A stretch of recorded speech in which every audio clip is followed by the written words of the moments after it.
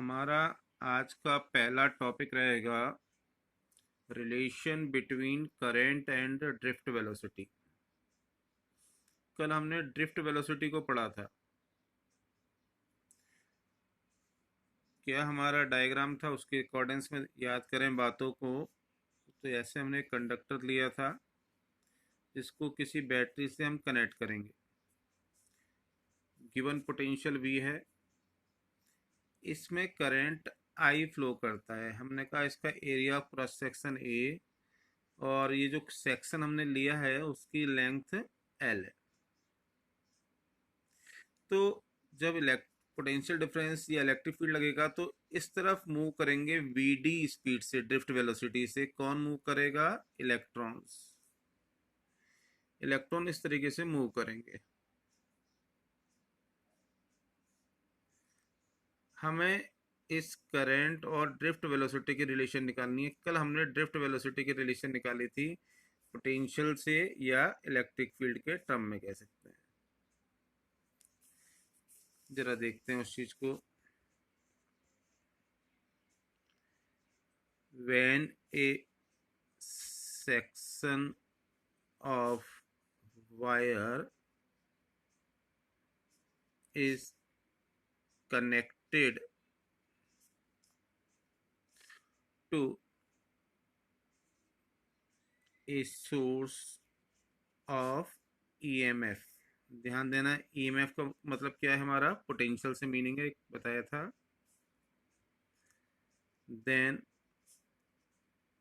drift velocity of electrons in it Vd equal to e tau by m. ये हमने कल करा था। आज इसे करंट के टर्म में हम कन्वर्ट करना चाहेंगे और कुछ काम भी करना है आगे का। और करंट के साथ एक टर्म और आएगा, करंट डेंसिटी। पहले मैं करंट की रिलेशन निकाल रहा हूँ, फिर इसका यूज करके हम करंट डेंसिटी में जाएंगे। अब करंट के लिए हम जाएं तो हमें करना क्या है?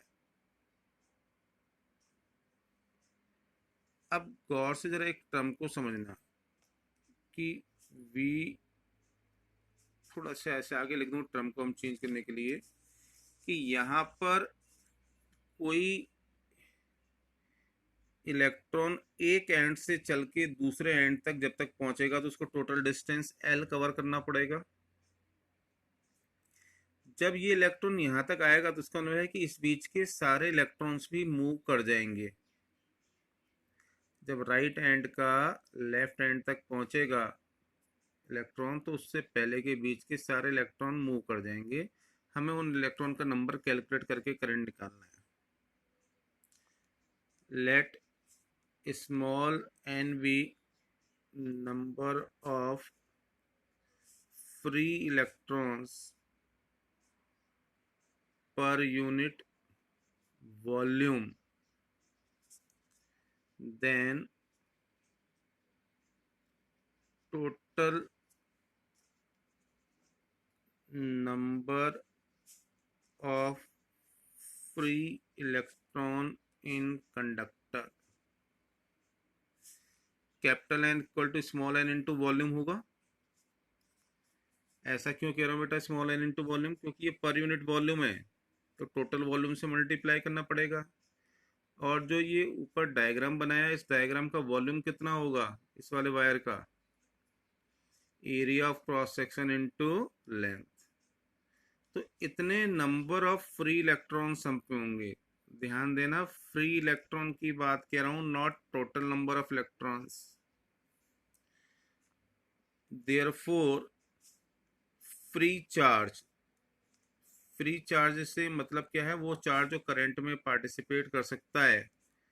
तो formula Q equal to any number of free electrons into charge on electrons. तो NaL और साथ में आ जाएगा E। ये तो चार्ज हो गया।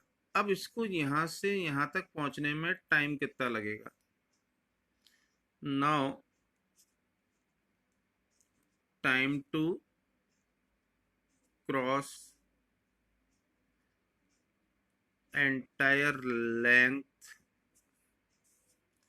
ऑफ कंडक्टर, कंडक्टर या वायर कोई भी हम वर्ड ले सकते हैं, तो डिस्टेंस अपॉन स्पीड, क्योंकि कांस्टेंट स्पीड से चल रहा है तो हम इसलिए ये वाला फॉर्मूला यूज करेंगे ना। चार्ज पता है, टाइम पता है, तो करंट मिल जाएगा। Therefore current I equal to Q by T.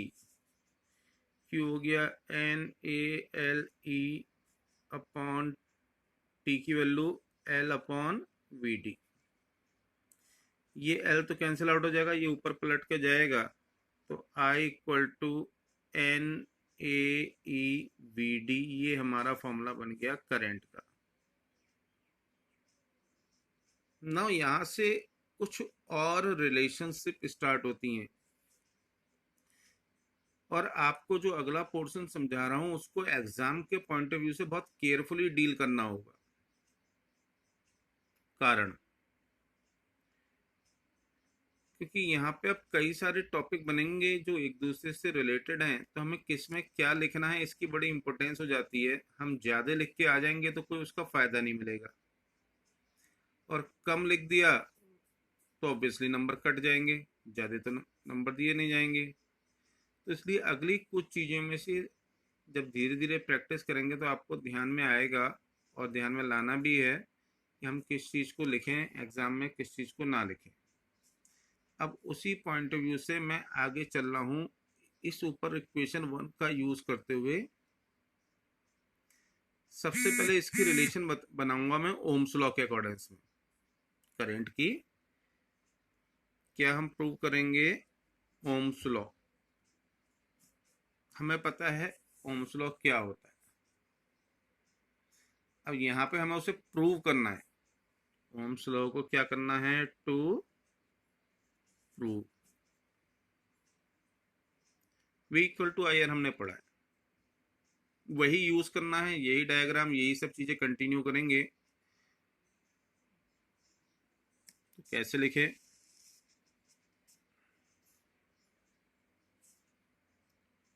We know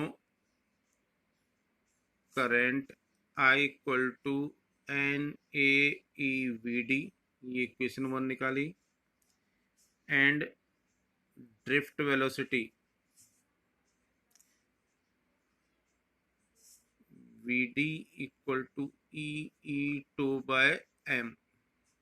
इसे आप इक्वेशन 2 कह दो। तो क्या कर दें? Put values from 2 into 1। Vd की वैल्यू पुट कर दें हम NaE E2 बाय m। अब जरा गौर से समझना जो मैं काम कर रहा हूँ, आगे की कुछ बातों पे ये चीज़ डिपेंड करेगी, और क्या करना है उस पर ध्यान दें। ओम्स लॉ क्या होता है? V equal to I R या आर आई होता है। आई ये है, यहाँ पे मैं V बना दूं तो उसके मल्टीपल से मेरा काम चलेगा, यही मुझे करना है। Na स्मॉल ई 2 बार आ रहा है तो E स्क्वायर टू m, ये अलग कर दिए, बचा मेरा E को लिख दूंगा V बाय L। E को क्या लिख दिया?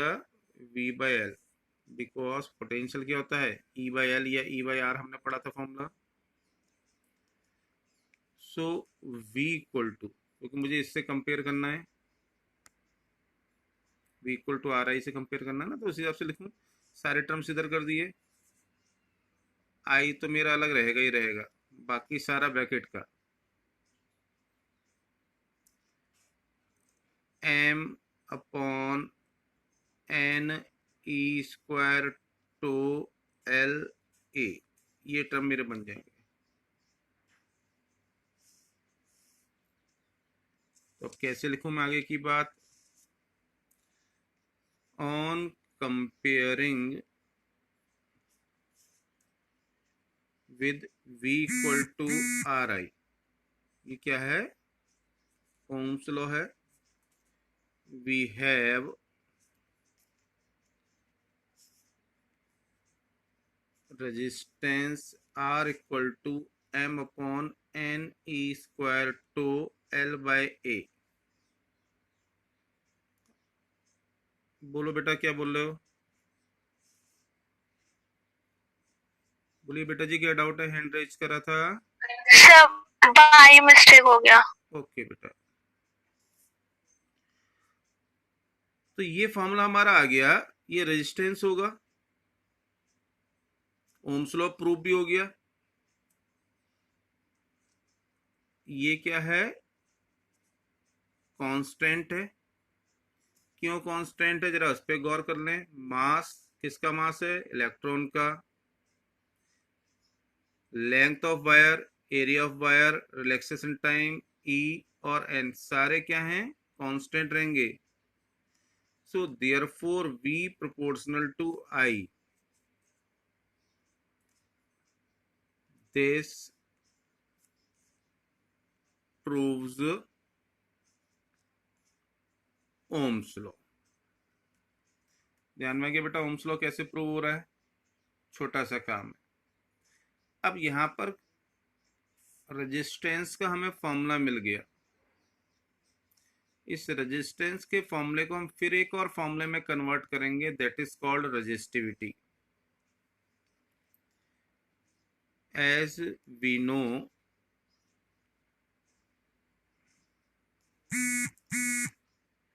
R equal to rho L by A। ये हमारे ऊपर वाले इक्वेशन के हिसाब से ये इक्वेशन 3 और 4 मार्क कर दें। So on comparing with equation 4, ये वाला जो टर्म आ गया ये रो हो जाएगा, नहीं होगा?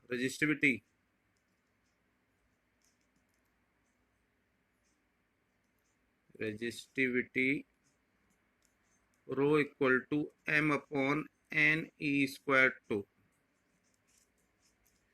अब बेटा जरा 2 मिनट कुछ जरूरी बातें सुन लो इससे रिलेटेड। जो हम पहले से कई बार पढ़ते आए हैं, सुनते आए हैं, उनके मीनिंग हम लोगों को डाउटफुल लगते थे या समझ में नहीं आते थे।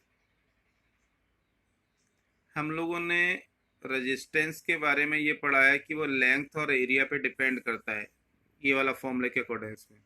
तो वही चीज़ हमारी यहाँ डेराइव होके आई। लेंथ और एरिया पे डिपेंड करता है मटेरियल पे, उसकी कोई खास डिपेंडेंसी की बात नहीं हमने पढ़ी। लेकिन रो जो होती है रेजिस्टिविटी, वो हर मटेरियल की अलग अलग होती है। तो ये हर मटेरियल की अलग अलग क्यों होती है? तो जरा इस फॉर्मूले पे हम गौर करें। m upon n e square tau, ये आ रही है वैल्यू रेजिस्टिविटी की। m मास ऑफ इलेक्ट्रॉन जो कि कांस्टेंट होगा, e चार्ज ऑन इलेक्ट्रॉन ये भी कांस्टेंट होगा, बचे n and 2 number of free electrons और रिलैक्सेशन टाइम। तो इनकी क्या रिलेशन है, क्या कहानी है, जरा इस बात को हम समझने की कोशिश करेंगे। इंपॉर्टेंट पॉइंट है। देखो, अलग अलग टाइप के मटेरियल में नंबर ऑफ फ्री इलेक्ट्रॉन्स अलग अलग होंगे। लेट्स से हमने कॉपर और स्टील का एग्जांपल ले लिया। गोल्ड या सिल्वर का एग्जांपल, कोई भी 2 मटेरियल, 3 मटेरियल, 4 मटेरियल कंसीडर कर लें, तो हर एक में number of free electrons per unit volume, that means this n will be different. तो जब सब में एन की वैल्यू अलग अलग होगी तो उसका इफेक्ट उसकी रेजिस्टिविटी पे भी पड़ेगा। जैसे जैसे नंबर ऑफ इलेक्ट्रॉन्स का फर्क होगा उसी हिसाब से रिलैक्सेशन टाइम भी चेंज होगा। रिलैक्सेशन टाइम हमने कल पढ़ा था कितनी जल्दी वो टकरा रहे हैं। यदि ज़्यादा फ्री इलेक्ट्रॉन होंगे तो उनकी टक्कर जल्दी होगी, जल्दी होगी तो टो बढ़ जाएगा, टो बढ़ जाएगा तो रेजिस्टिविटी कम हो जाएगी। ऐसी नंबर ऑफ फ्री इलेक्ट्रॉन्स बढ़ जाएंगे तो रेजिस्टिविटी पे उसी हिसाब से फर्क पड़ जाएगा। तो इसलिए हर मटेरियल टू मटेरियल रेजिस्टिविटी बदलती है, लेकिन एक पर्टिकुलर मटेरियल की सेम रहेगी। ये इसका मीनिंग हमारा निकल के आता है। बताइए इससे रिलेटेड कोई डाउट, कोई कंसर्न बच्चे किसी का? के बारे में बहुत कुछ हमें पढ़ना है, लेकिन उससे पहले एक छोटा सा डेफिनेशन में और बता रहा हूं। ये काफी यूज में आती है। It is called current density. Current per unit area को करंट डेंसिटी कहते हैं। Current flowing per unit cross sectional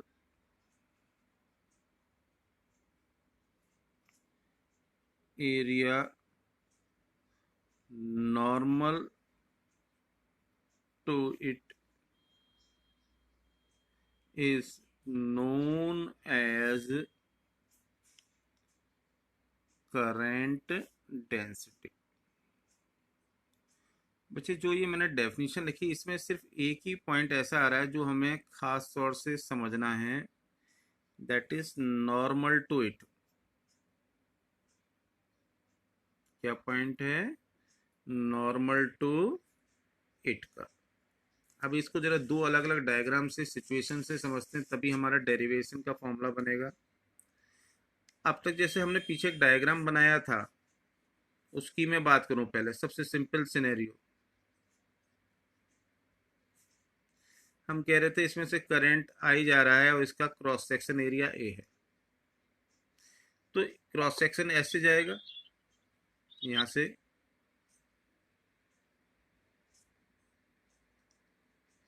इस सिचुएशन में आई अपॉन ए जो होगा, क्योंकि हमेशा क्या जा रहा है, करंट इसके परपेंडिकुलर है,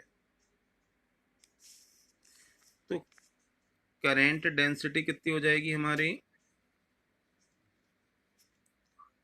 इसको जे से डिनोट करते हैं, ये हो गई आई अपॉन ए। और आई का हमारा जो फॉर्मूला पीछे निकाला था उसको रख दें n A e v d.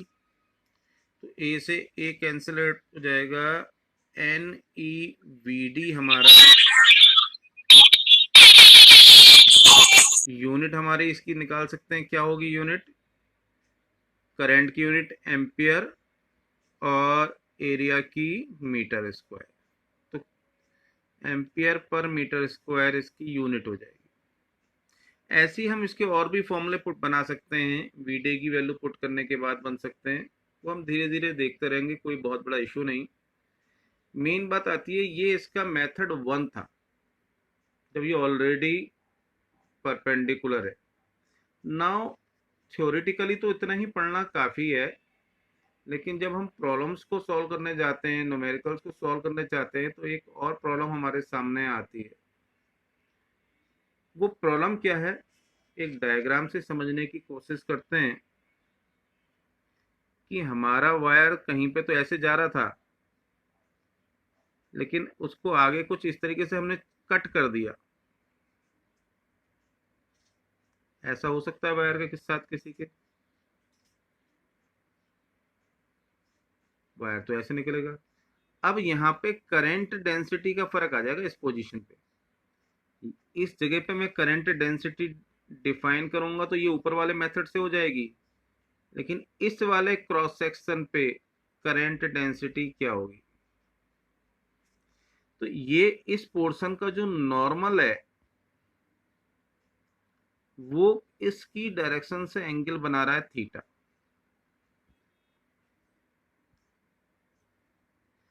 तो हमारा कंसेप्ट बिल्कुल बदल जाएगा, कैलकुलेशंस थोड़ी बदल जाएंगी।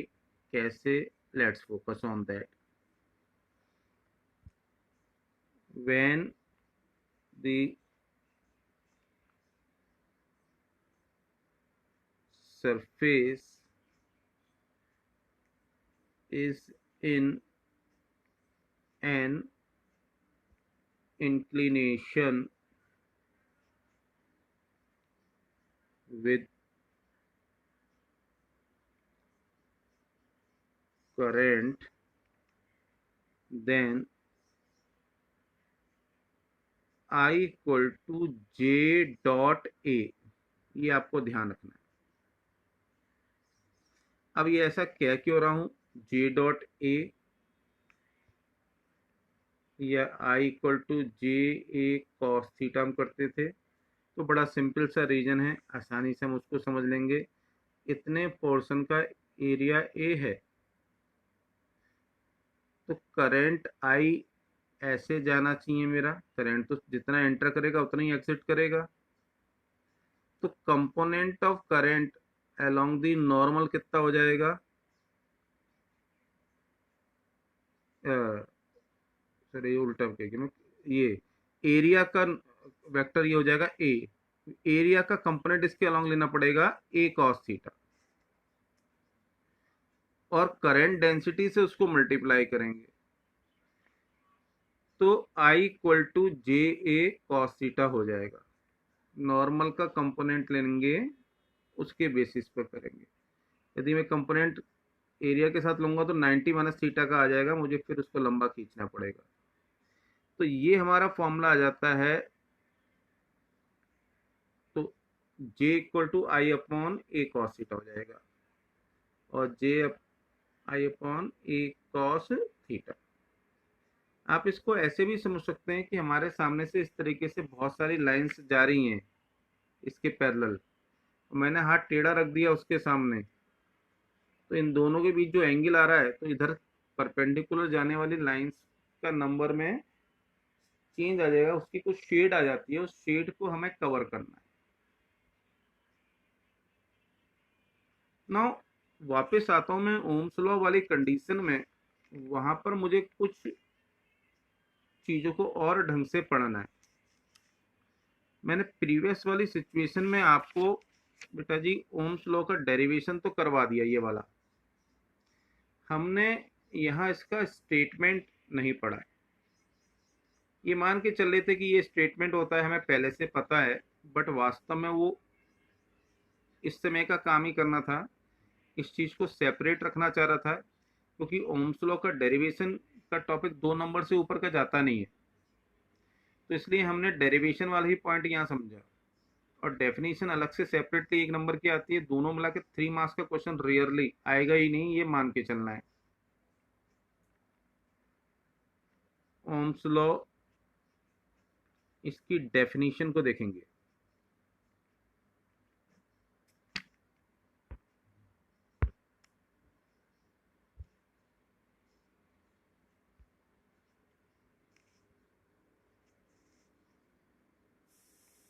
इसकी डेफिनेशन में गड़बड़ हमेशा रहती है। आप लोगों ने जो पढ़ा है मैं उसको उठा रहा हूं, और उसके आगे की चीज को बढ़ाएंगे फिर।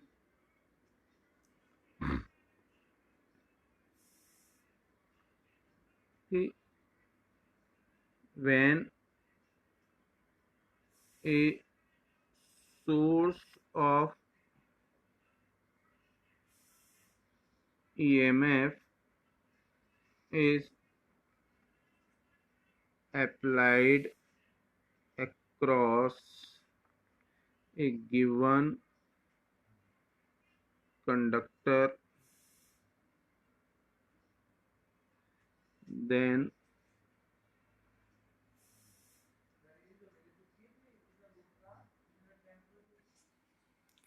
the current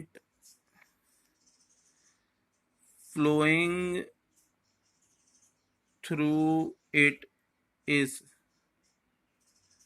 directly proportional to the potential difference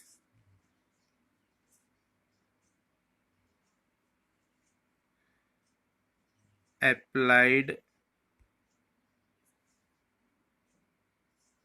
when a source of EMF is applied across a given conductor, then the current flowing through it is directly proportional to the potential difference applied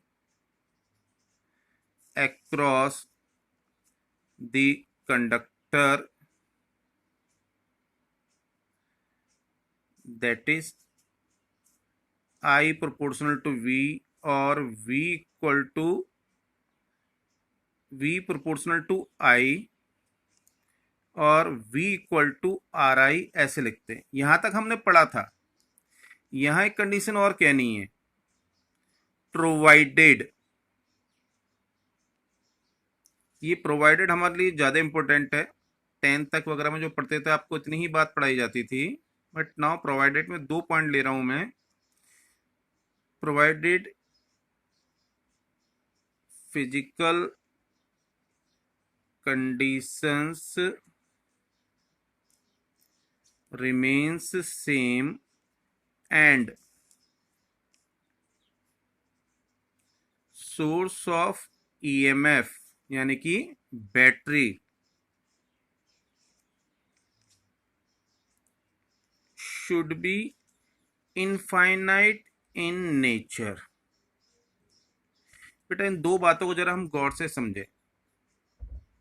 एक तो हमने कहा कि physical conditions remain same, यानी temperature वगैरह, wire में जो भी सिचुएशन है, प्रेशर वगैरह, ये सब चीज़ें सेम रहनी चाहिए, किसी चीज़ का फर्क नहीं पड़ना चाहिए। इलेक्ट्रॉन यानी एक जैसी कंडीशन में मूव करे। दूसरा ये पॉइंट ज़्यादा मेरे निगाह में इम्पोर्टेंट है उससे भी ज़्यादा, क्योंकि हमें ज़्यादातर ये चीज़ पढ़ाई नहीं जाती, ध्यान नहीं रहता। Source of EMF should be infinite in nature. इसका मतलब क्या हुआ कि उस बैटरी से हम जितना चाहे करंट विड्रॉ कर लें, बैटरी की सप्लाई में फर्क नहीं आएगा। मतलब कि कहीं ऐसा नहीं हो बैटरी से करंट ड्रॉ करें, थोड़ी देर बाद बैटरी करंट सप्लाई करने से ही मना कर दे।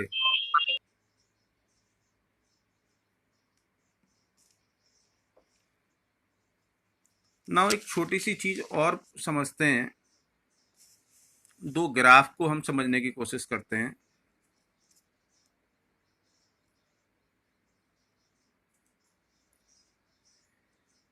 जब हम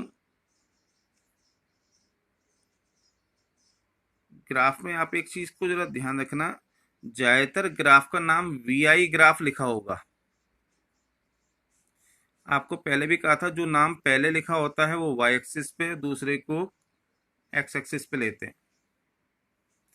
हमें इसके हिसाब से जरा गौर करना है। हो सकता है आई यहां ले रखा हो, वी यहां ले रखा हो, तो मैं दोनों सिचुएशन में आपको एक ग्राफ बताऊंगा। आई यहां ले रखा है और वी यहां ले रखा है।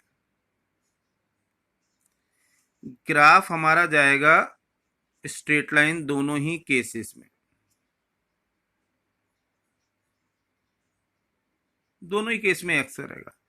तो फर्क क्या आ जाएगा भाई इन दो केसेस में? तो फर्क आता है रेजिस्टेंस को जब हम कैलकुलेट करेंगे तो हमारा रेजिस्टेंस का फॉर्मूला क्या हो गया, V अपॉन I। यहां पे कैलकुलेट करेंगे तो मुझे एंगल लेना पड़ेगा यहां से, या जो कैलकुलेट करूंगा वो यहां से करूंगा। यानी स्लोप जो ले रहा था हम पहले भी डिस्कस करा है कई बार, तो स्लोप जो होगा A B upon O B ये होना चाहिए। तो ये हमें क्या बता देगा, ए बी क्या है, वी है, ओ बी क्या है, आई, तो ये क्या बताएगा, करंट। लेकिन यहां पे जाऊंगा तो प्रॉब्लम क्या आ जाएगी इस केस में, यदि मैंने सेम चीज ले ली थीटा, तो स्लोप मेरा कैलकुलेट करेगा A B upon O B के हिसाब से, तो ये आई अपॉन वी कैलकुलेट करेगा, और आई अपॉन वी मेरा क्या हो जाएगा, 1/r के इक्वल। और 1/r होता है कंडक्टेंस, नॉट रेजिस्टेंस। तो इस वाले केस में मुझे ये सिचुएशन नहीं लेनी, मुझे जो एंगल लेना है या कैलकुलेशन करनी है वो या तो यहां से करूं, और यदि यहां से भी कर रहा हूं तो मैं उसको 1/r लेके डील करूं। तो मुझे रेजिस्टेंस निकालना है, तो मुझे रेजिस्टेंस के लिए O B upon A B करना पड़ेगा। वी अपॉन आई मेरा तब आएगा। ये जरा इस चीज पे आप गौर करिए, ये गड़बड़ कहाँ है। ये कॉमनली मिस्टेक होती है हमसे।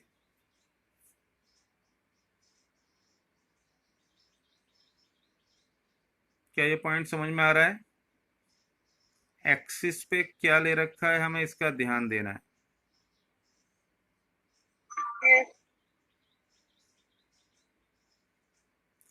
अब बेटा दो वर्ड और बता रहा हूं मैं, उस पर गौर करेंगे। एक है ओहमिक रेंज और दूसरा है नॉन ओहमिक रेंज। इसकी आप डेफिनेशन ढूंढ के बना के खुद लिखेंगे, ओमिक और नॉन ओमिक रेंज। ये किसी भी वायर में, स्टैंडर्ड वायर में दोनों रेंज होती हैं। आपको मैंने ये ग्राफ बताया, ये ग्राफ स्ट्रेट लाइन जा रहा है। जब तक ये ग्राफ स्ट्रेट लाइन रहेगा, एक जगह के बाद मैं डॉटेड मार्क कर रहा हूं, ये मार्क कर रहा हूं डॉटेड टाइप का। तो इस पॉइंट के बाद ये कहीं ना कहीं मुड़ जाता है, या तो ऊपर की ओर या नीचे की ओर, एक ही तरफ मुड़ेगा, हमेशा वैसे ही मुड़ेगा। तक ये स्ट्रेट लाइन रहेगी, वो कहलाएगी ओमिक रेंज। और जब हमारा ज़्यादा बढ़ जाएगा, ये वोल्टेज ज़्यादा बढ़ाएंगे तो वायर हीटअप होने लगेगा, तो करंट कम होने लगेगा। करंट कम होने लगेगा तो हमारा ग्राफ कुछ इस तरह से मुड़ जाता है। तो ये कहलाएगी आपकी ओहमिक रेंज और ये कहलाएगी आपकी नॉन ओहमिक।